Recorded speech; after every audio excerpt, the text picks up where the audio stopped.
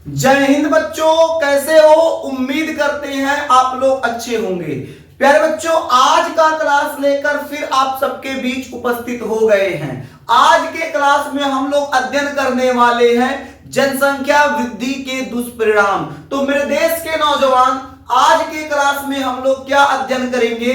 तो आज के क्लास में हम लोग अध्ययन करेंगे जनसंख्या वृद्धि के दुष्परिणाम। यानी जब अनियंत्रित रूप से जनसंख्या लगातार बढ़ेगी, जब लगातार जनसंख्या में वृद्धि होगा, उस समय क्या होगा? जो समाज है, समाज को किन किन समस्याओं का सामना करना पड़ सकता है, एक परिवार को किन समस्याओं का सामना करना पड़ सकता है, आज हम लोग इस पर चर्चा करने वाले हैं। तो बाबू, ये पूरा थ्योरी वाला पार्ट है, थ्योरी वाला पार्ट है। अगर इसको लिख लिख के समझाते तो क्लास काफी लंबा हो जाता और लंबे क्लास में कम चीजों का अध्ययन कर पाते।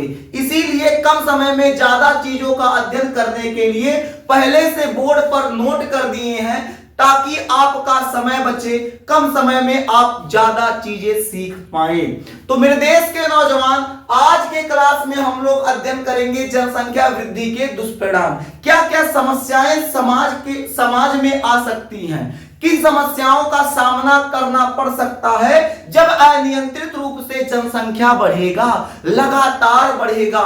तो पहली समस्या देखिएगा मेरे देश के नौजवान, शिक्षा व्यवस्था की समस्या। यानी सबसे पहली समस्या आएगी शिक्षा के क्षेत्र में।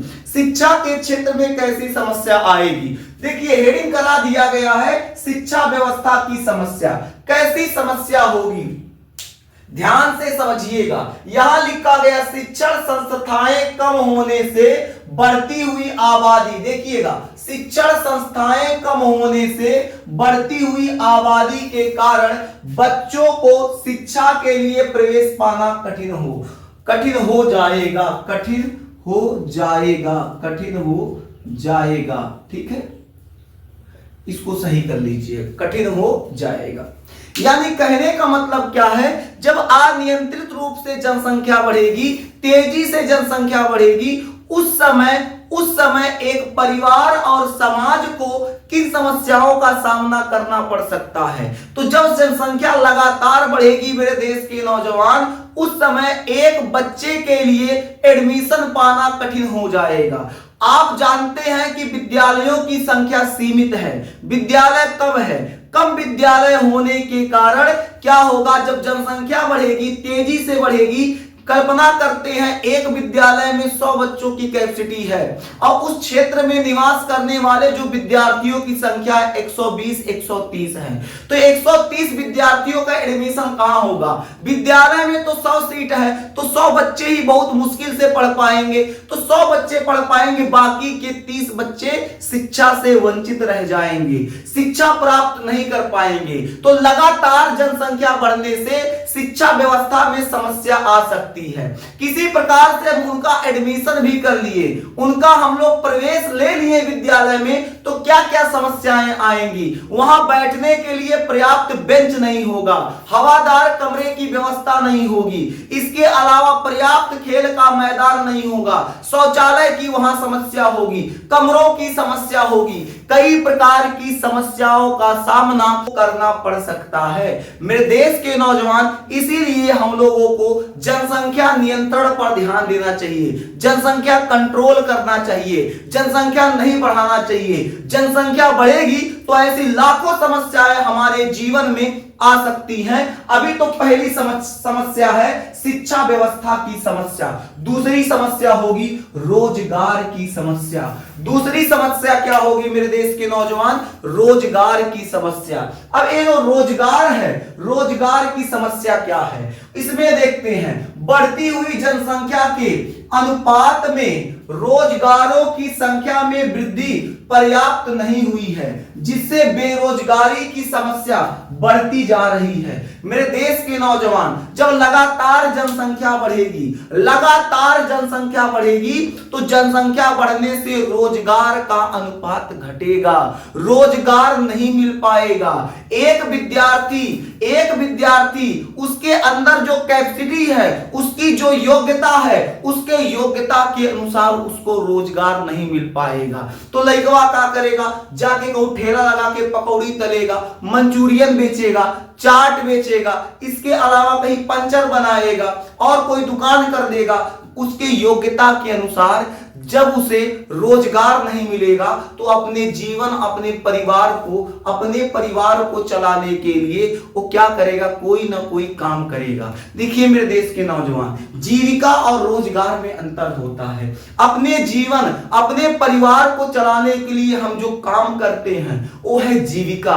अपने परिवार को चलाने के लिए हम जो काम करते हैं वो है जीविका। जैसे हम बाबू ग्रेजुएट हैं, हम कल्पना करते हैं कि एक विद्यार्थी वो ग्रेजुएट है, अच्छा खासा पढ़ा लिखा है, अपने क्षेत्र में अच्छा नॉलेज रख रहा है, लेकिन उसको रोजगार नहीं मिल रहा है। रोजगार ना मिलने के कारण अपने परिवार को चलाने के लिए किसी पंचर की दुकान पे जाके वो काम कर रहा है। अब पंचर जब बनाएगा तो पंचर रोजगार नहीं होगा, पंचर उसकी जीविका होगी, जिससे वो 4 पैसा कमाकर अपने घर का भरण पोषण करेगा, अपने परिवार को चलाएगा, परिवार की आवश्यकताओं को पूरा करेगा। इसे जीविका कहते हैं। और रोजगार क्या होता है, हमारी योग्यता के अनुसार, उस विद्यार्थी के योग्यता के अनुसार अगर उसको नौकरी दी जाए, उसको रोजगार दिया जाए, उसको नौकरी दिया जाए, वो आपका किसके अंतर्गत आएगा, तो आपका वो रोजगार के अंतर्गत आएगा।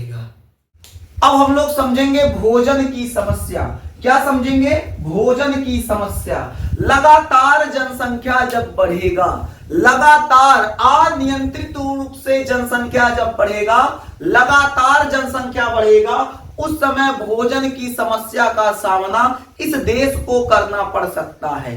इसी देश नहीं बल्कि जिस देश में लगातार जनसंख्या बढ़ेगा, तेजी से जनसंख्या वृद्धि होगी, उस देश को भोजन की समस्या का सामना करना पड़ सकता है। क्या बताया गया है, जनसंख्या वृद्धि के अनुपात में खाद्यान्नों का उत्पादन कम हो रहा है, जिसके कारण लोगों को खाद्य सामग्री कम मात्रा में उपलब्ध हो पा रही है और बच्चे कुपोषण का शिकार हो रहे हैं। मेरे देश के नौजवान, कहने का मतलब क्या है, कहने का मतलब यह है जो जनसंख्या है जब लगातार बढ़ेगी, लगातार जनसंख्या बढ़ेगी, तो उस क्षेत्र, उस देश में भोजन की समस्या का सामना अधिकांश लोगों को करना पड़ सकता है। भाई जिनके पास पूंजी है, पैसा है, वो आराम से भोजन कहीं से खरीद लेंगे। चावल खरीद लिए, गेहूं खरीद लिए, दाल खरीद लिए और तमाम चीजें खरीद लिए। लेकिन जो गरीब परिवार हैं, उन परिवारों को